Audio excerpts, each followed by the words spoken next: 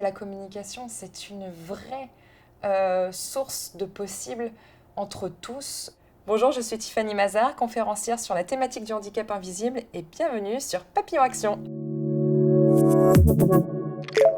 Tout a commencé à l'âge de 15 ans, quand ma maladie a commencé par des malaises, et à l'époque, on ne donnait pas vraiment de crédit à ça. Donc ce que j'ai fait, c'est que dès que j'ai pu, à l'âge de 16 ans, j'ai travaillé. J'ai trouvé un exutoire qui m'a permis de me sentir utile, et donc je travaillais toutes les vacances scolaires, les dimanches matins, et quand je travaillais plus, j'étais bénévole. Ça me permettait d'oublier mes douleurs. Et là, au moment d'arriver en terminale, je passe plus de temps à l'infirmerie en cours. À l'âge de 22 ans, il se trouve que je me réveille un matin incapable de me lever.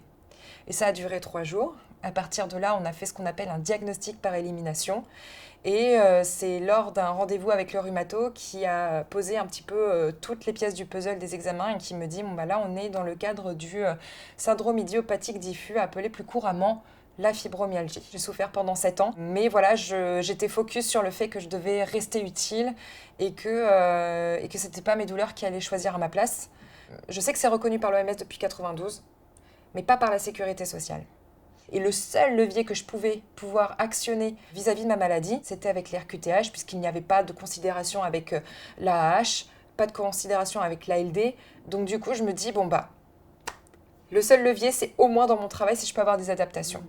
J'obtiens 4 mois plus tard, à l'époque les délais étaient un peu plus rapides. Et donc trop contente, j'arrive auprès de mon employeur où j'étais responsable d'un magasin d'optique depuis presque 4 ans. On a le diagnostic, on a la solution pour que je puisse être mieux dans mon job. Ça coûte rien à l'entreprise puisque du coup c'est financé par la GFIP. Du coup, est-ce qu'on peut mettre en place ces adaptations? Je dis non. Il n'avait pas envie. Je travaillais sur une planche en bois de 40 cm, donc j'avais besoin d'un minimum en fait d'un bureau ergonomique pour que je puisse tout simplement bien me positionner quand je travaillais sur poste, d'avoir la possibilité d'avoir des sièges pour pouvoir conseiller les clients quand j'étais en clientèle, et puis d'avoir un aménagement horaire pour que je puisse aller faire mes séances de kiné 2 fois par semaine d'une demi-heure. Donc face à un mur, moi je décide de démissionner. Je vais tenter d'aller dans l'endroit où je me plais le plus dans la communication et tout. J'enchaîne les rendez-vous, j'enchaîne les entretiens. Et jamais de réponse franche. Je comprends pas pourquoi est-ce qu'on veut pas de moi et on n'est pas clair sur la manière dont on veut pas de moi. Et là je me rends compte d'une chose.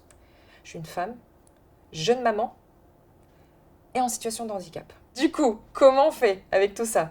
Et là je me dis, si personne veut m'embaucher, je vais embaucher mon patron. Et donc j'ai créé une annonce sur le Bon Coin, en mode un peu offre d'emploi, mais pour embaucher mon patron.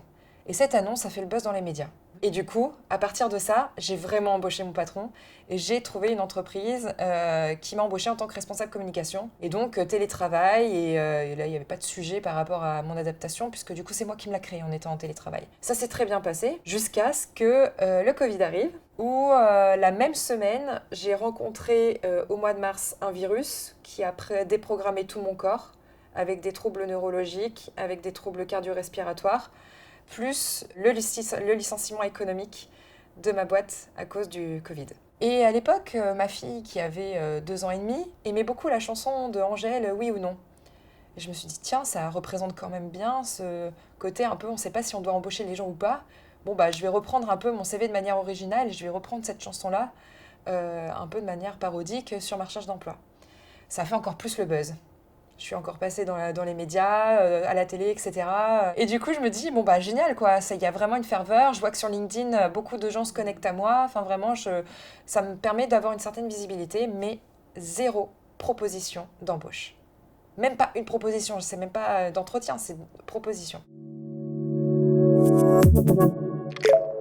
Donc du coup, je me lance dans l'entrepreneuriat en tant que consultante en communication, RSE et sensibilisation au handicap.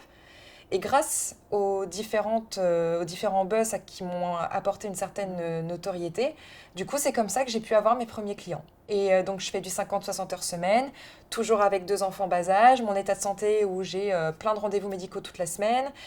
En septembre 2021, alerte AVC. Donc à 28 ans, voilà, alerte AVC. Je me rends compte qu'en fait, du jour au lendemain, tout peut basculer. Donc qu'est-ce que je décide de faire? De m'investir dans encore plus de projets, parce que quitte à mourir, autant laisser sa trace. Donc je continue dans la tête dans le guidon, j'ai toujours pas compris qu'il fallait que je lève le pied. Et puis en fait, 2 mois plus tard, burn-out. Et là, ma médecin me dit, bon, vous allez l'accepter, cet arrêt que je vous propose depuis 2 ans. J'accepte un traitement antidépresseur pour me permettre d'avoir une béquille, non pas comme étant un traitement pour la fibromyalgie, parce que très souvent, on explique que c'est parce que on va pas bien qu'on a des douleurs, alors que c'est parce qu'on a des douleurs qu'à un moment donné, ça monte à la tête, et donc on nous dit que le seul traitement, c'est les antidépresseurs. Non. Clairement, il y a d'autres choses qui sont possibles. Là, ça a été moi une béquille par rapport à mon burn-out. Ça n'a rien fait par rapport à mes douleurs. Il faut savoir où on va et il faut surtout avoir confiance en soi. Et je pense aussi accepter qu'on ne soit pas seul. Et bien souvent, quand on a l'impression de se sentir seul, on se dit « ouais, mais je dois tout le temps me justifier, tout ça ». Moi, je suis pas d'accord avec ça. On ne se justifie pas, on explique les choses. Si les personnes en face ne comprennent pas au bout de plusieurs fois d'explication, c'est qu'il y a un manque d'information, de pédagogie aussi dans la manière dont on aborde les choses. Donc les personnes en face ne pourront pas comprendre ce que l'on vit puisqu'elles ne le vivent pas. Donc là, il faut être simplement factuel, c'est de se dire qu'est-ce que je vis, quels sont mes impacts dans mon quotidien, et qu'est-ce que j'ai besoin pour pouvoir aller mieux, et qu'est-ce que j'ai potentiellement besoin de l'extérieur pour me permettre de me sentir bien. C'est pas simple d'être face à l'inconnu, à tout ça, donc du coup, il faut admettre qu'il y ait de part et d'autre des difficultés, je pense, à communiquer. Et je pense que la communication, c'est une vraie source de possible entre tous, que ce soit pour les personnes en situation de handicap, mais pour la diversité de manière globale, les cultures, les religions, les orientations sexuelles, toute cette diversité a besoin de liants, de communication. Ouais, t'as des différences. J'entendais un journaliste hier à la télé qui dit oui, du coup avec les jeux, les différences ont pu s'estomper. Au contraire, elles se sont révélées. C'est grâce à toutes ces différences en fait qu'on a pu vivre d'aussi beaux moments de communion, de partage, de richesse en fait.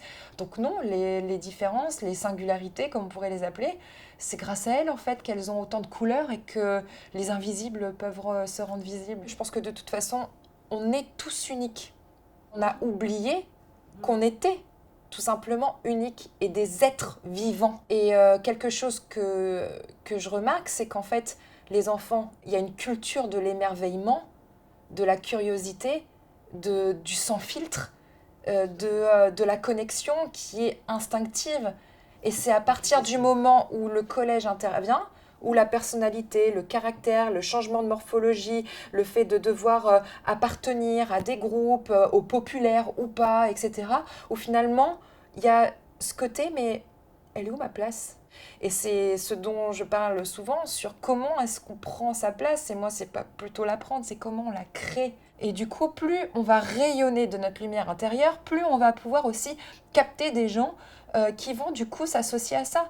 Plus on va mettre la lumière sur ces sujets-là et de manière positive, optimiste, parce que pour redéfinir le handicap, c'est quand même dans le dictionnaire, n'est pas capable de, mais en état d'infériorité. Personne ne souhaite être associé à une telle définition. Donc on est sur quelque chose d'assez sombre, de quelque chose de négatif. Donc il est important que les personnes concernées puissent dire, mais en fait, oui, la réalité, elle n'est pas cool tous les jours. Là, ce matin, typiquement avant l'interview, je me suis réveillée avec mes jambes, je ne sais pas comment j'allais pouvoir venir. J'arrivais pas à me lever, alors que ça faisait très très longtemps que j'avais pas vécu ça. Et du coup, la réalité est là. Ouais, mais maintenant on en fait quoi ? Qu'est-ce que tu peux en faire ? Et c'est ça en fait qui est pas accessible à tous, qui est pas forcément simple parce qu'on n'a pas forcément l'éducation pour, on n'a pas forcément les informations pour, on n'a pas forcément le soutien amical ou familial qui nous permet aussi d'accéder à tout ça. On peut quand même inspirer tout à chacun, les uns les autres, on peut s'inspirer sur tiens, ça, la manière dont cette personne-là l'a dit, alors que l'autre l'a dit de notre manière, ça me parle plus. Voilà. Donc plus on sera nombreux à prendre la parole, plus on va pouvoir faire bouger les choses et apporter un mouvement positif et source de possible.